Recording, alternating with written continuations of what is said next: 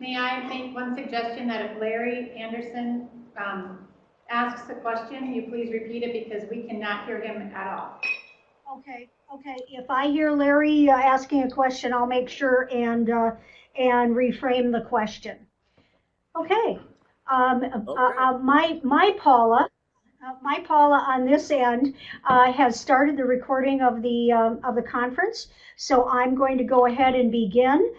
This is session 1 of 4 of the governance series for the UHD hospital. And I'm just so excited to be here and anxious to hopefully to make this make the technology work as well as the content. I'm not able to move the. You got to be on the. I have to. Okay. We have one more little thing for me. Just click on this. Click on the mouse. Click on the mouse. Okay. Right now I'm not getting. Oh, I have to forward. Okay. Margaret is not necessarily real computer savvy. So as you remember, we had an evaluation that identified a set of educational program elements. I have labeled this series. This is the first of 4. Rising Strong, Leading with a Lens of Independent Strength. What you had identified is that organizationally, that your system has its uniqueness in that you are an independent governing board. You don't have the elements of a shared governance structure or any other kind of governance elements, and that you have a strong commitment to that independent lens. And so the 4 programs that I'll be offering over the next 4 months, this one and 3 more, are identified to give us an opportunity to see board governance from an independent lens. So today we're going to be talking about just fundamental elements that are necessary for a board to be effective and engaged. And then the second session that I will bring to you in a month, we'll talk about board engagement and setting effective work design and how do we deliver the best outcomes in an independent organizational structure, and how do you maximize the effects as leaders moving forward. Then we're going to have a unique session just really committed around your concerns and organizational elements and how you can use fund development and fundraising as a tool for public awareness, public engagement, and building new resources. And I'm going to be building this around the areas that you said were important to you. And that's how do we engage with our community and assure that our community is aligned and that we are delivering on the promise of our community engagement, which is really what creates an opportunity for success. And then the 4th session, we're going to talk about the board's role and each board member's role in being an ambassador and the public face for an organization by advancing the brand of United Hospital District going forward. So to get started today, we're going to talk about the elements of governance fundamentals and within an independent process. And I want to start by saying that governance really matters. You are a critical and important part of organizational success, and it's necessary that you align with that opportunity for growth and development and really understand that you matter. We know that there's a lot more to good governance than just compliance and just meeting the basic needs of we have a board of directors and they meet occasionally and they set some policy and they approve some things. Good governance is far more than just compliance. We also know that boards are often underperforming assets within an organization. And I choose that language very carefully. You are an asset to your organization, and it's important that you perform at maximum levels in order to maximize the sustainability for your organization moving forward. I also want to just convey that in good basic board governance, that frank and open relationships really set the stage for your leadership excellence. If you're not at the table, If you're not engaged, if you're not involved, you will not have a successful organizational system long term. And very importantly, two critical words: boards must be intentional and they must engage. And so as we talk about these elements, these are what true quality excellence in governance is. The first, I want to just kind of give you a glimpse of an exceptional board. An exceptional board is one that comes to the table, and that means comes to the table in a committed fashion, really setting a goal for 100% participation. And I know that's lofty and may not be able to be met, but it should be the standard that we set organizationally as we move our organizations forward, to really identify that if you're not there, you cannot contribute to the benefit of your organization. That there's a passion for mission, and mission has to come first. And that board members can't just come to the table and sit at the table. They have to be prepared when they come. Materials read, information achieved, committee members, committee participation been active, and also some thinking about the organization from a broad lens, zooming back, zooming out, if you will, to strategic thinking and visioning. And then very importantly, really being ambassadors in the community. One of the things that's so critical is that without your strong voice, the organization cannot be as successful. So principle number one I want to identify is that your presence and your voice really do matter. One person, one vote. I think when I talk with board members at conferences and such, I often will hear a board member say to me, "I'm just a board member." And I said, well, what does it mean to be just a board member? Well, often the answer is, well, I don't have a leadership post. I'm not an officer, and I don't sit on the executive committee. And my reaction is this: one voice, one vote, each person. You are as strong. Every member around the table is an important member of your board. And that we must be very thoughtful in understanding that leadership posts, time in service, you are just as powerful the first day you sit down at a board meeting as you are the 5th year in participation. Critically, it's important that there be readiness and that be a part of each member's first responsibility. You have to be ready to have a seat at the table, and you have to read your materials, be informed, be engaged, listen with the intent to be influenced, because that principle cannot be sustained if you are coming to the table without being ready.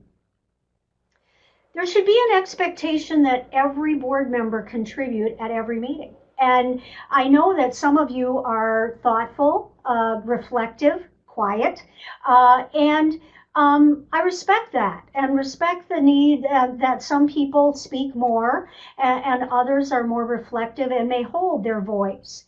But it's important that every member speak and speak actively in board meetings and be an active part of the deliberation and process.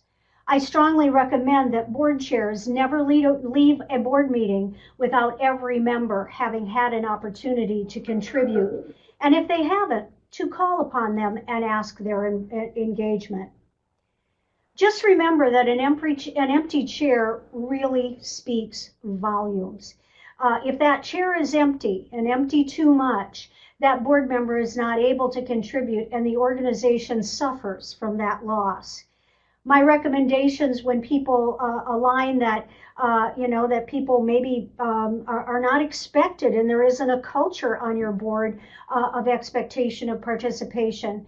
My reaction is always to say, leave the chair empty so someone else who has the time, the commitment, the possibilities to be able to fill that, be available. An empty chair does speak volumes about the lack of readiness and the lack of robust nature of your board. One of the things that I also am very adamant about is, and as far as a fundamental principle of every board as it sits down together, is that the board has to discipline itself.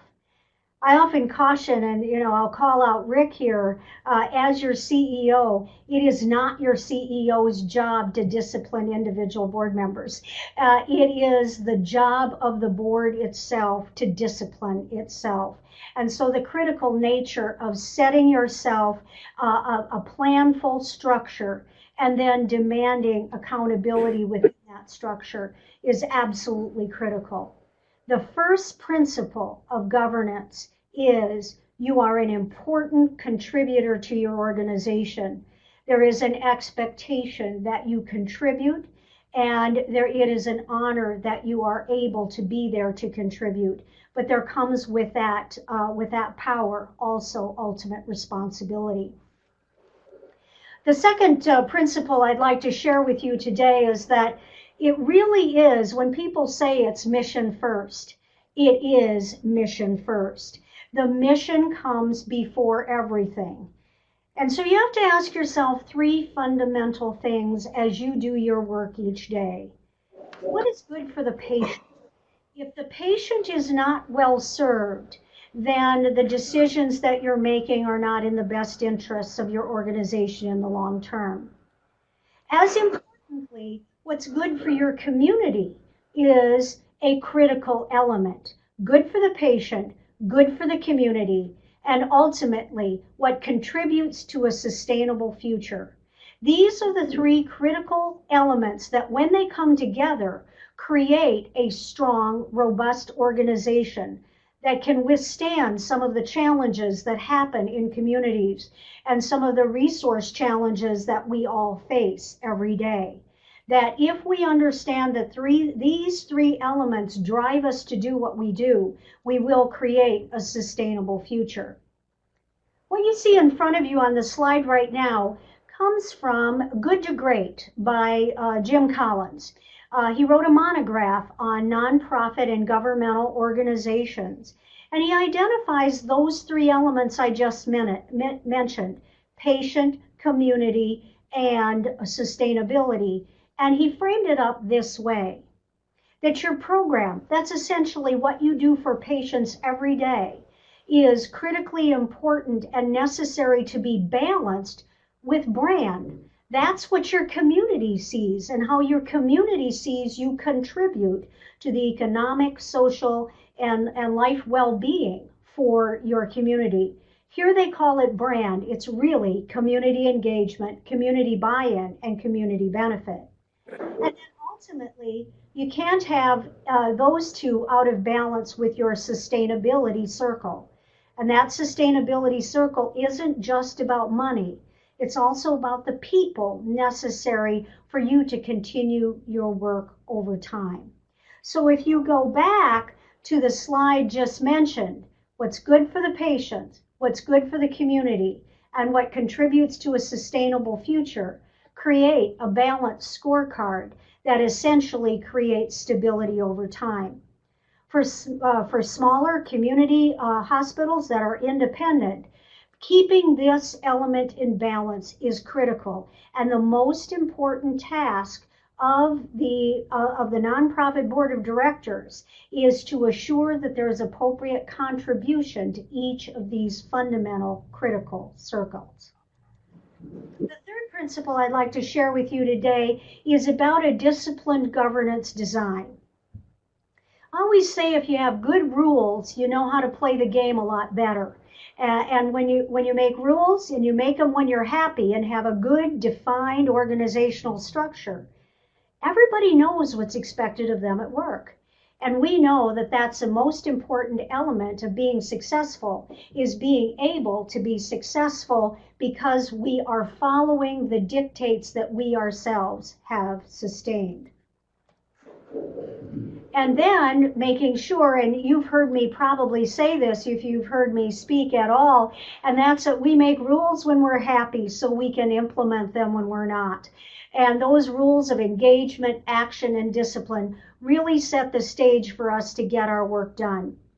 When a board breaks down, it most often breaks down because it doesn't have standards, principles, rules of engagement, and rules of discipline. And these are critical. And we're going to talk about some of those in the upcoming sessions about what some of those top level elements are. But I also want to compliment you as an organization. Over 5 years ago, you went through a process to develop a board governance handbook. And that handbook, which I'm sure, I know it exists in my materials, exists in your materials. It's important to get it out occasionally, take a hard look at it, fix it, repair it, move it forward.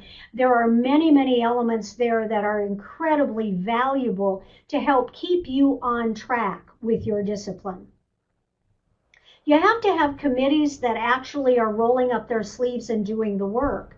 And that's the exciting part about a well-disciplined board, is that at the committee level, you can get engaged and involved with others, but then you can step back from that and go back up to the policy level when you sit at the board table, and you can see the progression of your work from concept to implementation to organizational design. It's important also that leadership is responsive and reflective of the organization as well. There needs to be a leadership structure that meets the needs of where your organization is today. And that those needs change over time. And so a critical nature to understand that you have good succession plan, good planful development and growth moving forward. There is a commitment statement that I often align that, you know, if you think about these things, this is what makes me a good board member. I'm an ambassador. I'm an advisor. I'm an advocate. I provide access. I provide affluence from, you know, and giving as much as I possibly can. And I also provide assistance and really moving that ball forward. Fundamental principle 4 is essentially a plan of action. And that's what we have to have. We have to be forward thinking and forward moving. Boards of directors cannot afford to be reactive. They must be proactive in their work. And so as we think about proactivity, there are several tools that bring that to balance. One is a high quality strategic plan. And that strategic plan has to be reflective of your community. It needs to be reflective of what your community desires and wants as it organizes itself, as it sets the standard for economic, social, and quality of life elements, because you as a hospital system act as a primary tool to bring that to life. And then coupled with that is a strong element of strategic budgeting that mirrors the strategic plan. I had the best opportunity to learn this on the ground doing a strategic plan for a statewide Alzheimer's organization in Wyoming several years ago. And I had a board member who said it to me this way. She said, "The budget is your strategic plan written in numbers." And so your budget should reflect how your strategic plan is being brought to life. And if you can marry these two elements together and demonstrate on an ongoing basis in your organizational work as a board, you can see how these two elements strongly relate to each other, and then set the good measurement tools that allow you to move forward and create a sense of accountability through measurement of how those elements are working together.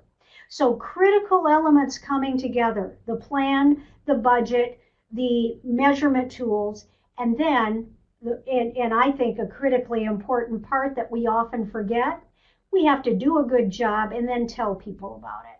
And that means communicating to the community in a routine and robust way, in a positive, declarative way, how we are moving the structure forward to create an environment for success. So critical natures coming together. We write the plan, We demonstrate the fundamental structure of budget to support the plan. We measure with accountability and discipline, and then we communicate to our communities in a robust and meaningful way. And so if we think about these 4 principles together, we then align with that. You may have seen this slide before if you've worked with me before, and this is my kind of very crude vision of that strategic plan. You have those beliefs and values that sit below the ground, but really hold the mission solid. They are the things that tell us, these are the beliefs and values that tell us and what drives us to do what we do. We know that the mission, if you see that the floor of my house is bigger than the house, the mission says, why do we exist?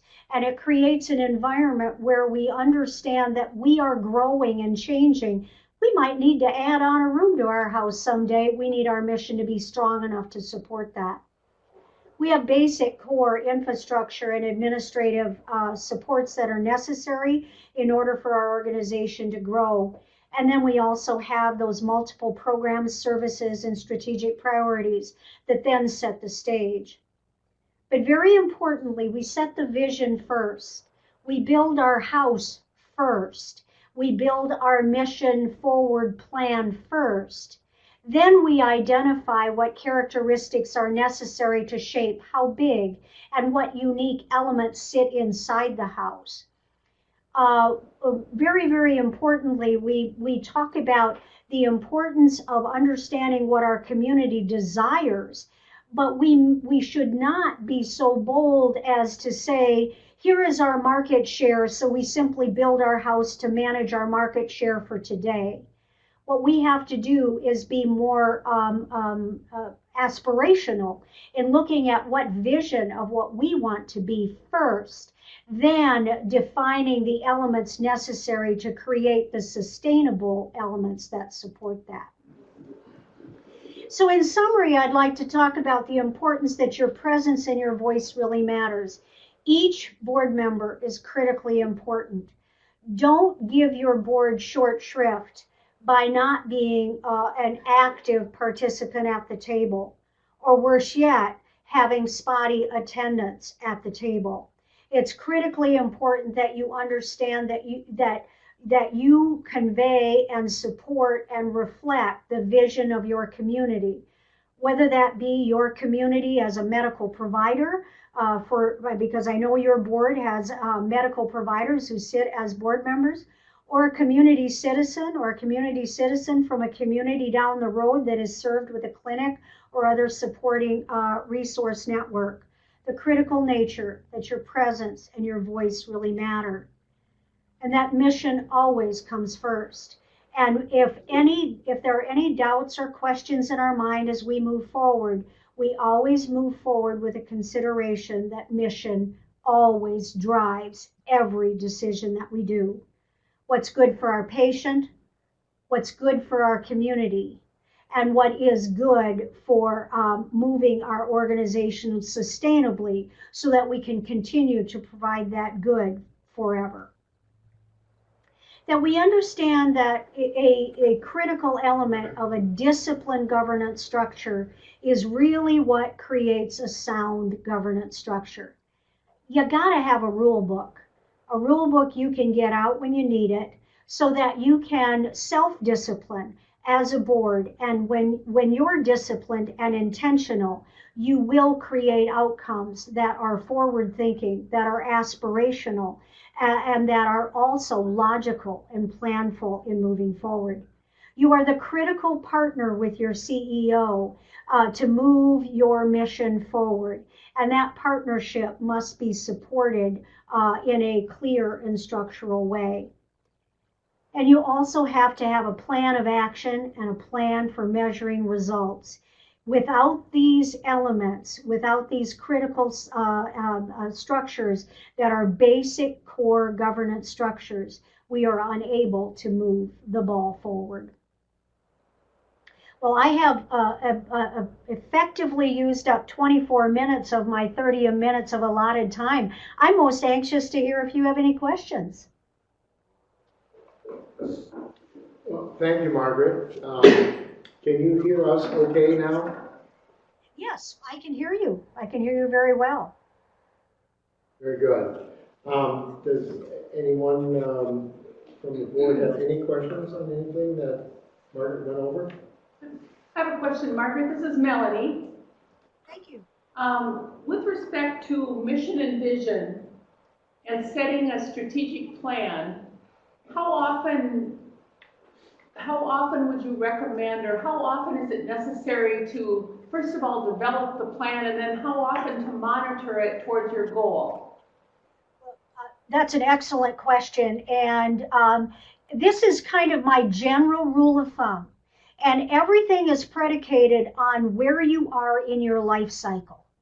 If you are at a time of transformational change, which I believe that your organization is in a time of somewhat transformational change, then the planning process needs to be a little more ongoing and rapid fire. An organization that is in a kind of an incremental growth phase is the answer I will give. In a more standardized method, you really break down all the way to the mission language about once every 3 years. And then annually, you use a rolling plan development to update and upgrade your strategic plan at least once a year. But I don't want to send a message that the strategic plan is something you do and then put away.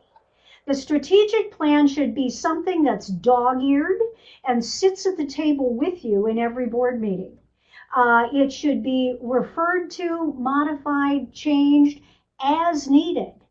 I'm even a believer, to bring it to life for board members, that it'd be really, really positive to have your multiple strategic priorities on a list, and then actually within your board meeting have a report out about how you're doing on each of those strategic priorities incrementally each month, as often as each month, but at minimum every quarter or every semi-annually, that you want to keep yourself updated and aware. You want those strategic priorities to be so robust that they're at the center of your thinking, to help you to zoom out. So you're not into the nits and grits about evaluating work you've already done, but you're really using that as your platform to move forward.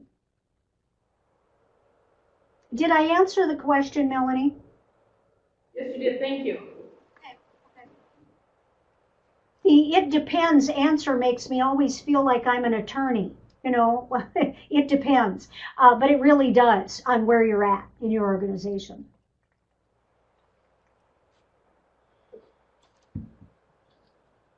Any other questions?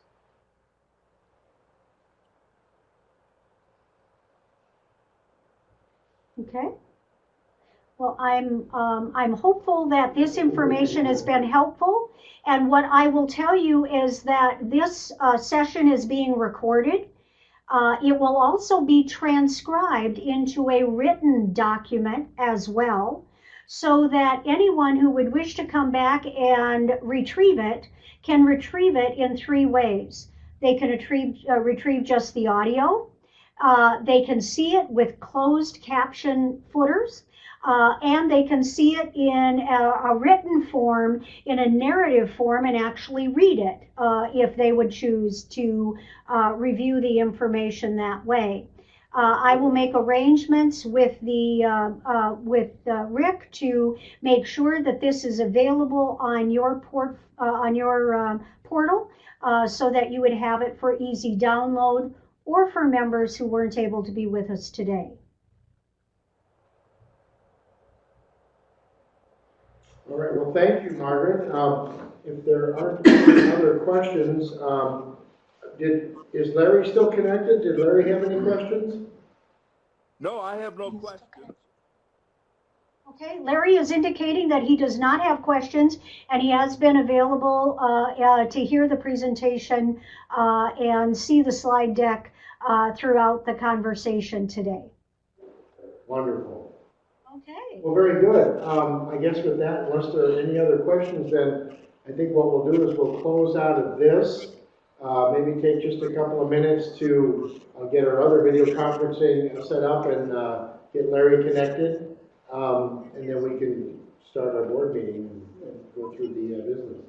Thank you so much, Rick, and I'll be calling you for a little bit of a postmortem, how it worked, what kinds of things that you might like to. So, board members, please do let Rick know if there's something you would like different about the format or structure, so that we can be ready for next month. You take care. Thank you. Bye-bye. Thank you, Margaret.